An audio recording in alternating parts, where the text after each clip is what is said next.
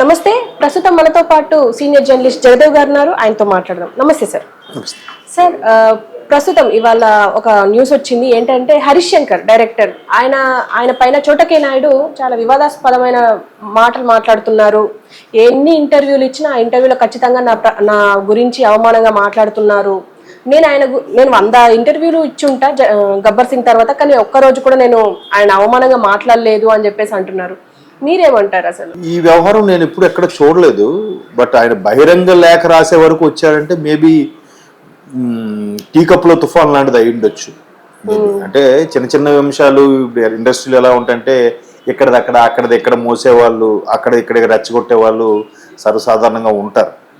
So అట్లా ఉన్నప్పుడు ఇప్పుడు ఇద్దరికిద్దరు కూడా అలాగే ఇది ఫీల్ అయిపోయే మనుషులేం కాదు. బట్ చోటాకాయ నాయుడు గారు ఫ్రాంక్గా ఓపెన్గా మాట్లాడుతుంటారు. At the same time Harish Shankar కూడా ఆయన కూడా చాలా ముక్కుసూటి మనిషి అని నేను విన్నాను.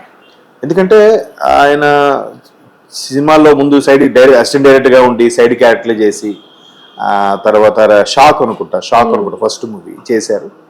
తర్వాత మళ్ళీ రవితేజతోనే మిర్చి ఏదో చేసినట్టున్నారు, హిట్ కొట్టారు.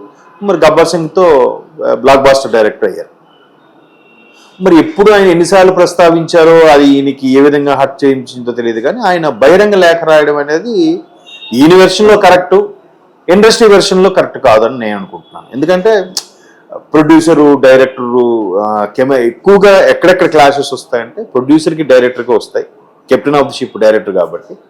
తర్వాత కెమెరామెన్కి డైరెక్టర్ కూడా వస్తాయి. ఎందుకంటే ఫస్ట్ డైరెక్టర్ తర్వాత 24 క్రాఫ్ట్స్లో కూడా నెక్స్ట్ ప్రయారిటీ కెమెరామెన్కి వెళ్తుంది. అంటే ఎంటైర్ ప్రాజెక్ట్ విజువలైజ్డ్ కదా, దానంతా మన కళ్ళకి ఇంపుగా చూపించేది ఆ కెమెరా పనితనమే, అంతే కదా. ఎక్కడ చెత్తగా ఉండేదాన్ని కూడా చాలా బాగా చూపించగలగచ్చు. సో అట్లా కెమెరామెన్కి ఆ ప్రాధాన్యత ఉంటుంది ఫోటోగ్రఫీ. అయితే చోటాకాయ నాయుడు అనే వ్యక్తి ఇప్పటి నుంచో ఇండస్ట్రీలో పాతుకుపోయిన వ్యక్తి. నాకు తెలిసి జెమినీలో ఏజెంట్ విక్రమ్ అనే సీరియల్స్ వచ్చేవండి. అప్పటి నుంచి కూడా ఆయన సీరియల్స్, DD8లో ప్రోగ్రామ్స్ అవి చేస్తూనే మెల్లగా బిగ్ స్క్రీన్ మీదకి రావడం. చాలా ఎక్స్పీరియన్స్ అంటే 30 years పైన ఉంటుంది ఎక్స్పీరియన్స్. ఎందుకు మరి కెమెరామెన్ అనగానే చోటాకాయ నాయుడు అని పేరు గుర్తొస్తుంది చాలా మందికి. ఇంక చాలా మంది ఉన్నారు కెమెరామెన్లు, బట్ ఆయన పేరు ఇండస్ట్రీలో బాగా ఫెమిలియర్ అయిపోయింది. సో ఆ వ్యక్తి ఇంటర్వ్యూస్ చేసినప్పుడు కూడా చాలా అంటే ఆయన బాడీ లాంగ్వేజ్ అట్లా ఉంటుంది, యాటిట్యూడ్ అట్లా ఉంటుంది, అలాగ మాట్లాడతారు. బట్ ఆయన ఎక్కడ తక్కువ చేసి మాట్లాడినా నేనైతే చూడలేదు. మేబీ ఈయన బహిరంగ లేఖ వరకు వచ్చాడంటే పైగా ఫేస్ టు ఫేస్ తేల్చుకోవాల్సింది, మాట్లాడుకోవాల్సింది, బహిరంగ లేఖ రాయడం కరెక్ట్ కాదనేది కొంతమంది అభిప్రాయం. మరి ఇలా హర్ట్ అయ్యాడంటే ఏముంది జరిగింది. ఎందుకంటే గబ్బర్ సింగ్ విషయంలో కూడా కలిసి పనిచేశారు, రామయ్య వస్తావేలో కూడా కలిసి పనిచేశారు. ఇలా పనిచేసినప్పుడు ఆయన లేఖలో కూడా అదే ప్రస్తావించాడు కదా, ఇన్ కేసు ఆ టైంలో నేను ప్రొడ్యూసర్ని కెమెరామెన్ తీసేద్దాం అనుకున్నా కూడా నేనే పట్టుపట్టి ఉంచి చేసేద్దాం అనుకున్నాను. మేబీ అక్కడి నుంచి కూడా ఈ క్లాషెస్ స్టార్ట్ అయ్యాయేమో. ఇప్పుడు ఎవరి వెర్షన్ వాళ్ళకి కరెక్ట్ ఉంటుంది కదా. మనకి ఈ మధ్య కాలంలో సోషల్ మీడియా కూడా ట్రోల్ అవుతుంది. 6 అనేది ఇటు నుంచి చూస్తే 6, మీ వైపు నుంచి చూస్తే 9 అని. మీ వెర్షన్ మీది, నా వెర్షన్ నాది. ఎవరు కూడా ఏమనుకుంటాడంటే నేనే కరెక్ట్ అని అనుకుంటారు. అది సహజం. చాలా ఇప్పుడు ఒకసారి రేలంగి నరసింహరావు గారు అని పాత డైరెక్టర్ ఆయన చెప్పారు కూడా, రాజేంద్ర ప్రసాద్ గారితో కలిసి 34 సినిమాలు కలిసి చేశారంట. 34 ఫిల్మ్స్, అన్ని కామెడీ హిట్సే. ఎదింటి మూడు, పక్కింటి పెళ్ళాము, గోల్మాల్ గోవిందం, పెళ్ళానికి ప్రియురాలికి శుభలేఖ, పెళ్ళానికి ప్రేమలేఖ, ఇలాగే కథలు కూడా చాలా డిఫరెంట్గా ఉండే టైటిల్స్. చాలా బాగా ఏది కూడా ఆద్యాంత అబ్బా ఆ 2.5 hours నవ్వుకునే విధంగా ఉండేవి. అటువంటి సినిమాలు చేసినప్పుడు కూడా ఇంచుమించు ఒక 20 సినిమాల వరకు మధ్యలో ఆగిపోయాట. మళ్ళీ దాసనారాయణ గారి దగ్గరికి వెళ్ళడం, రాజేంద్ర నరసింహరావు గారు ఎలాగో దాసనారాయణ గారు శిష్యుడే కాబట్టి ఆయన దగ్గరికి వెళ్ళడం, ఆయన మళ్ళీ రాజేంద్ర ప్రసాద్ గారిని పిలిపించడం. రాజేంద్ర ప్రసాద్ గారు కూడా దాసనారాయణ గారు పెద్ద ఆయన గౌరవభావం కాబట్టి సరే చెప్పింది విన్నాం, సరే మళ్ళీ కలుపుకోవడం. ఇట్లా ఇండస్ట్రీలో ఇలాగే చాలా ఉన్నాయి. ఇప్పుడు కూడా ఇండస్ట్రీ పెద్ద అన్క్రౌన్ కింగ్ ఎవరంటే చిరంజీవి గారు అనే చెప్పాలి ఇండస్ట్రీలో. ఇప్పుడు ఇండస్ట్రీ పెద్దగా ఉన్నారు, చాలా వరకు షార్ట్ అవుట్ చేస్తున్నాడు కూడా విన్నాను. బయటికి మాత్రం ఎక్కడ చెప్పట్లేదు, ఎందుకులే చెప్తే పెద్ద పబ్లిసిటీ అవసరం లేదని ఉద్దేశం.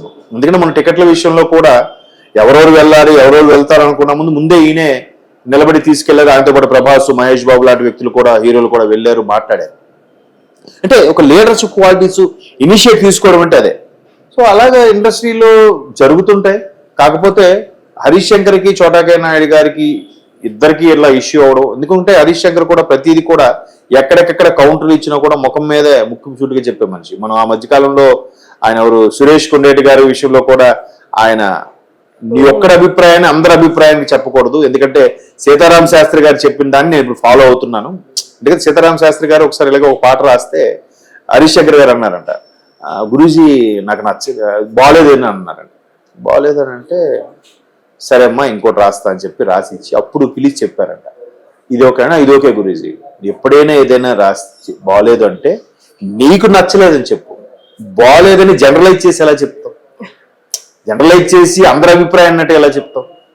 ప్రస్తుతం మీడియా లాగా ప్రస్తుతం మీడియా కూడా అలాగే ఉందనుకోండి, అలా జనరలైజ్ చేసి ఎలా చెప్తారు, అలా చెప్పకూడదు నాన్న, ఇలా చెప్పాలంటే ఓకే సారీ గురువు గారు ఇంటి నుంచి అలాగే ఆయన అప్పటి నుంచి అలాగే ఫాలో అవుతున్నాడు.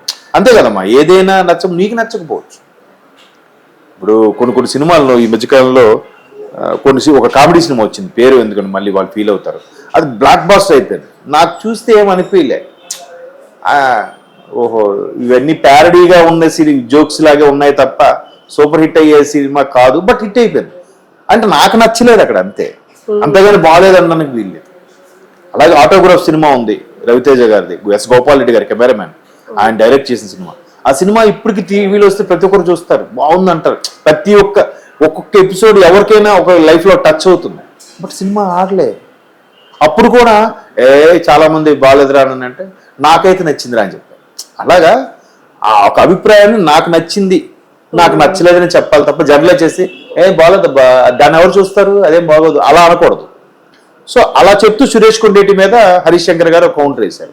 మేబీ ఇక్కడ కూడా చోటా గారు ఏదో సందర్భంలో మాట్లాడుతున్నప్పుడు అక్కడ శంకర్ ఆ డెసిషన్ తీసుకోకపోయి ఉండాల్సింది, నాకైతే కొద్దిగా నచ్చలేదు అన్నట్టు చెప్పుంటే ఓకే. కానీ మరి బాగలేదు అందువల్ల సినిమా పోయింది, ఆయన యాటిట్యూడ్ వల్ల పోయింది అని అట్లాంటి మాట్లాడితే ఎవరైనా హర్ట్ అవుతారు.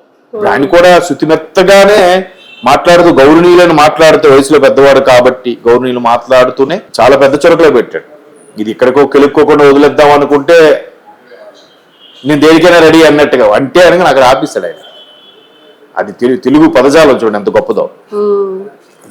చాలా సందర్భాల్లో చాలా చెప్పారు.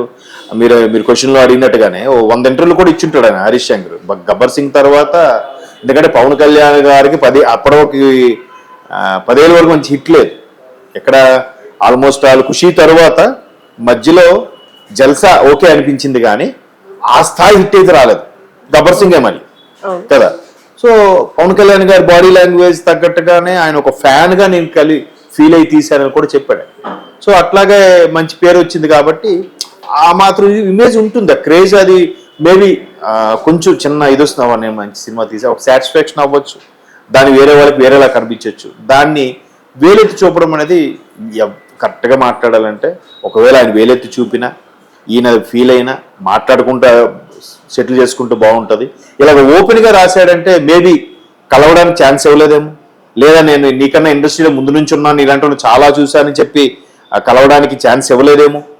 ఇట్లాంటివి ఏదో జరుగుంటాయి మనకు తెలియదు కదా.